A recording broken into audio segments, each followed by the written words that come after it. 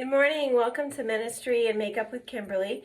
I'm going to do a smoky eye again today, but first of all, I wanted to talk to you guys about a topic that's kind of taboo. It's depression and mental health. I've been having it on my heart lately to talk to you guys about this because I know as Christians, we don't always want to talk about things like this. We kind of want to hide in the shadows and not let anybody know what we're going through. And it's okay to be a Christian. You can and be depressed. You can be a Christian and be depressed. You can be a Christian and take medication for depression. It's okay to be a Christian and have anxiety and take medication for anxiety. All of these things, there are certain diagnoses that you can have as a Christian. I'm just going to start on my makeup as I'm talking to you. There are certain diagnoses you can have as a Christian. Anything that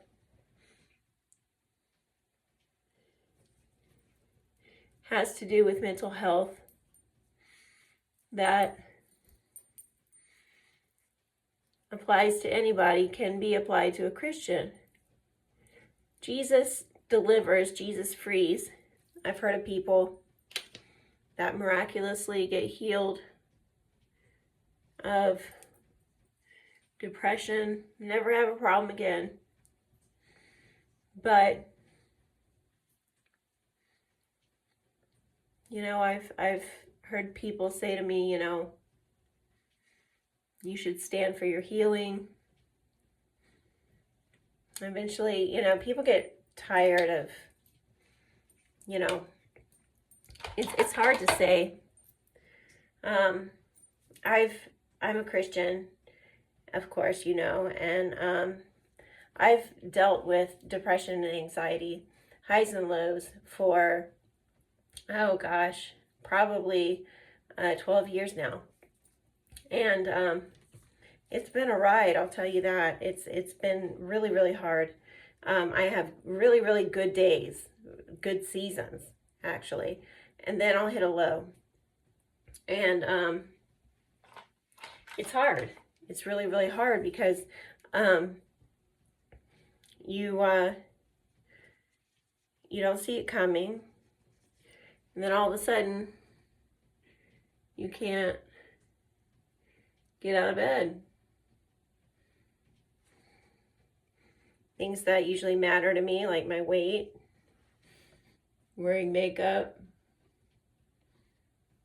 taking care of myself, like taking a shower every day, just don't matter anymore. I would stay in my pajamas. If I did take a shower, I'd change my pajamas. Never, it's like almost caring about anything was just taken away from me. I would just lay in bed and sleep all the time. And it was very, very hard. This makes me very vulnerable talking about this to you guys. So if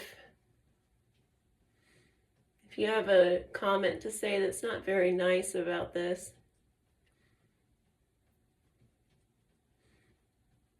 go ahead and say it, but please be understanding.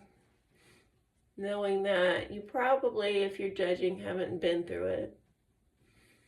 Now, when I would try to reach out to my friends for help and for guidance and love, and I found out that people don't like to be around depressed people. They don't like it. Facebook doesn't like your posts. It cries for help. Your so-called friends disappear. Church doesn't call to see where you've been or if you're doing okay. There's just silence. It's just silence.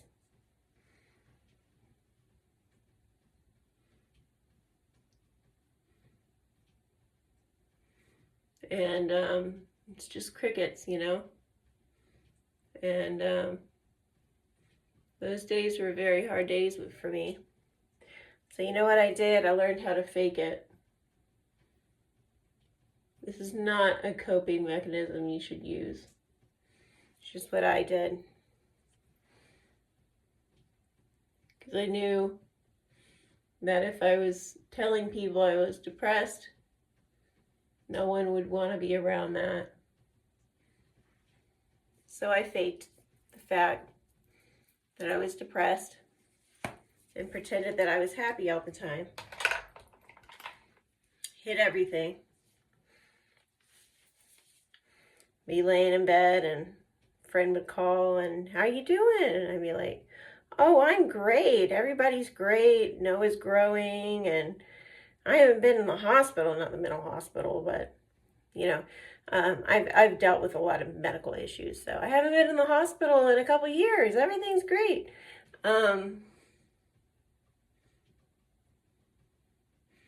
You know, and it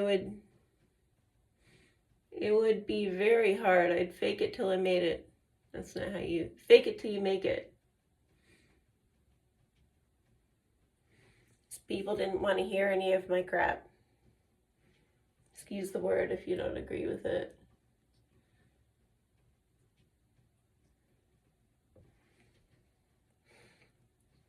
And I think mental health is a very, very good thing to focus on.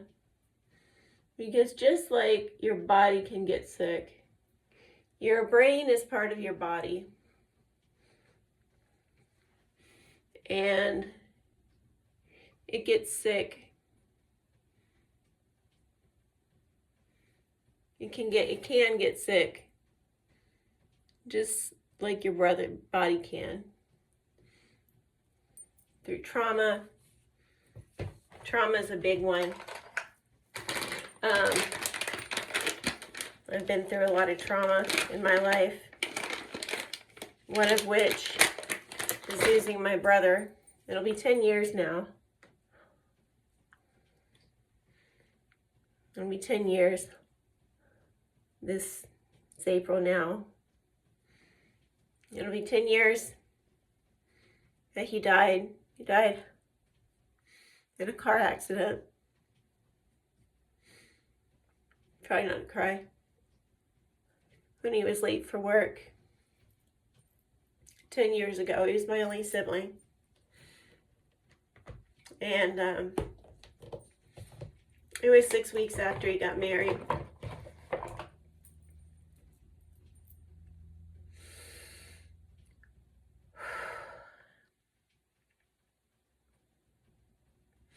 His car hit a pole and he died on impact. I'm sorry, I didn't mean to do this.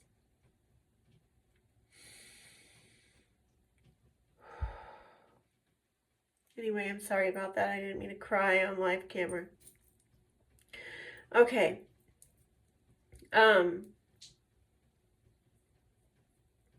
So he hit a pole on impact, and that was very, very traumatic to me, what happened.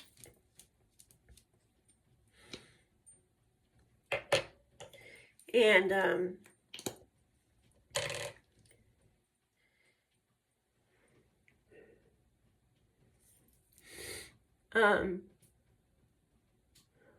as you can see now, I still suffer a lot of trauma from it. I've tried multiple therapists. I feel like nobody actually understands what I'm going through, you know? And I'm not saying don't go to a therapist. That's my own problem. But therapy is very, very good. I actually completed a therapy program a couple years ago called dialectical behavioral therapy. Dialectical behavioral therapy is very, very good. Helps you control your emotions and emotional dysregulation.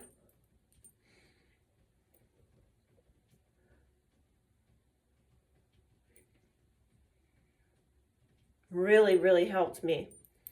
If you ever feel like you're spiraling out of control, this gave me so many tips on what to do if you're spiraling.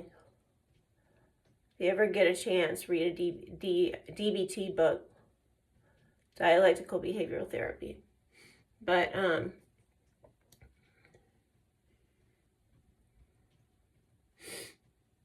anyway, I just wanted to let you know that if you're a Christian and you're suffering from mental health issues, you're not alone. Don't let the church ostracize you into thinking that there's something wrong with you if you're a Christian and your mind is sick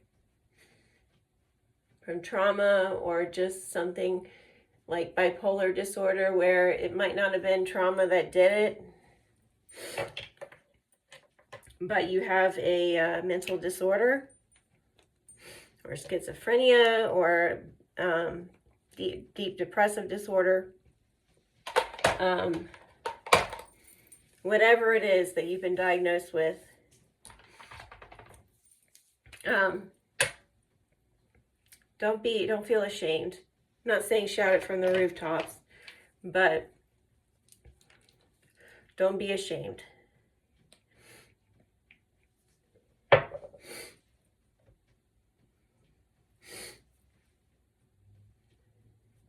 There are many prophets in the Bible, and even Jesus got depressed. I don't know if you've ever read Isaiah, but it prophesies about Jesus, and it says he was a man of sorrows and stricken with grief. And as it were, we hid our faces from him. And isn't that just the way it is when you're depressed? People hide their faces from you.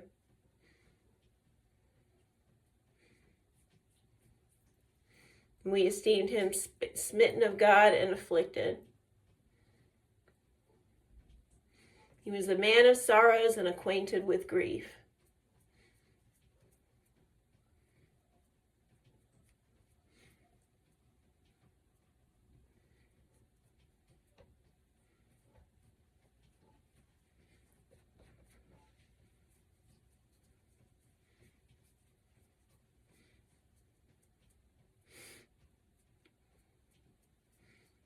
Jesus pleaded in the Garden of Eden. He said his grief was more than he could bear. He was grieving so hard that he sweat blood from the I don't know how to say this word, capillaries in his temples, in his scalp.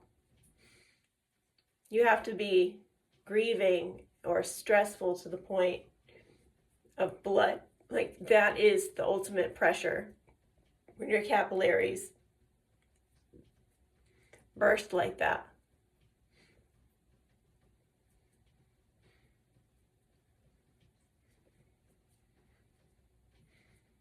The prophet Elijah, when he was running from Jezebel, went into a cave, asked the Lord if he could die. Said, it's better that I die, because he knew Jezebel was after him. And he asked the Lord to take his life.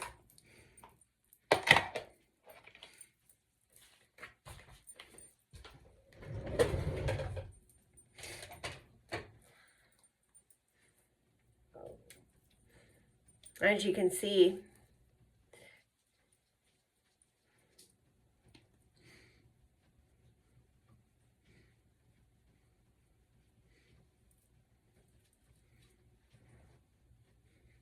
There are a lot of examples in the Bible. Even Jonah, who is not depressed, he just wanted to see Nineveh overthrown. Oh, darn it. Forgot to put on my powder before I put on my bronzer.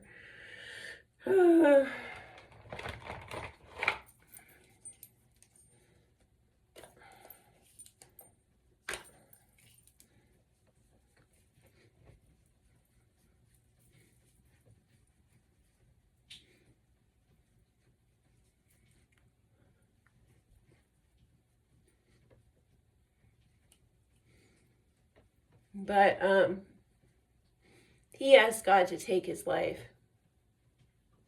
I don't know if you've ever been to the point of suicide, but please, don't do it. There are people here that love you. A couple weeks ago, I was not on the edge of suicide, but I was very, very upset.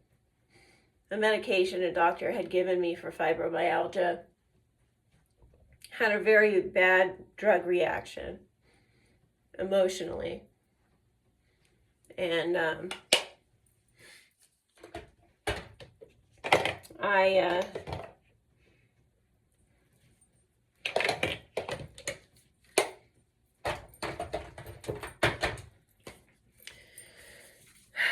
got very upset and said it'd be better if I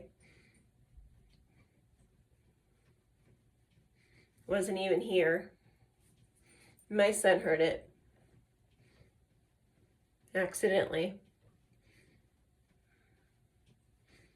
And he wrote me the most beautiful note that said, I'm the best mom. And if I wasn't supposed to be here, God wouldn't have put me here.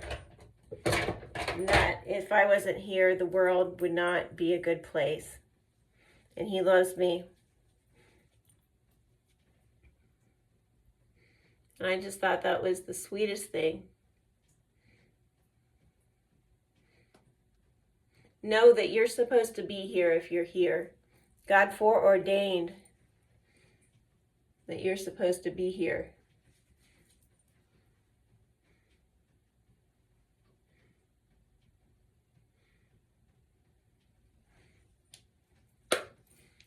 Okay.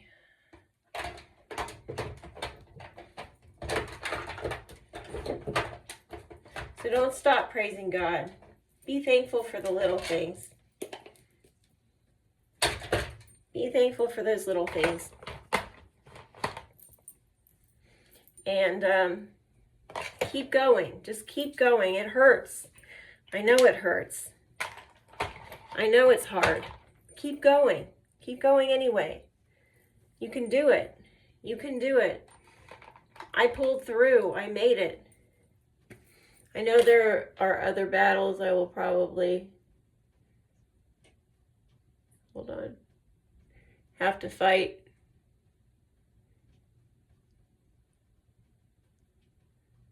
In the future. And I'm going to keep going then.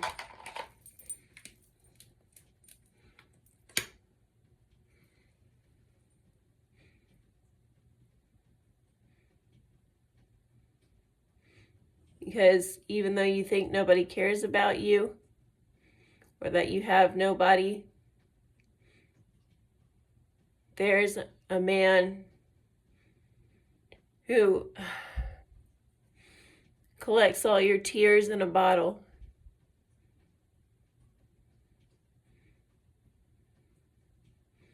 Who wraps his arms around you at night when you're lonely, or you're scared.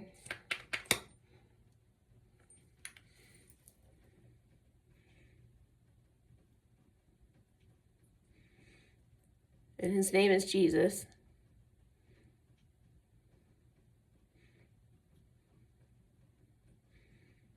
And he loves you very, very much.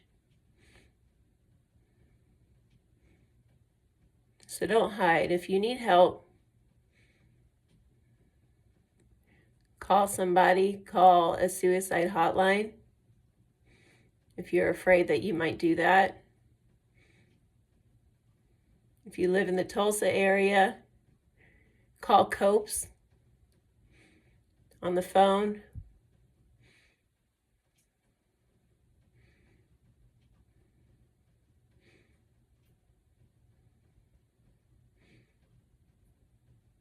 Get help wherever you need it, because you're worth it.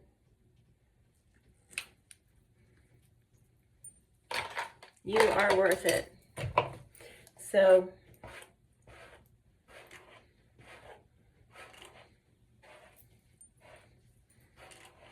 I hope I helped you today by sharing a little bit of my story. And I hope that I might have brought somebody back from the brink of suicide. If I helped even just one person. Know that I've been through it. I know how you feel. And just get help, okay? Somebody loves you. And his name is Jesus. God bless you. I hope you have a good day. Bye-bye.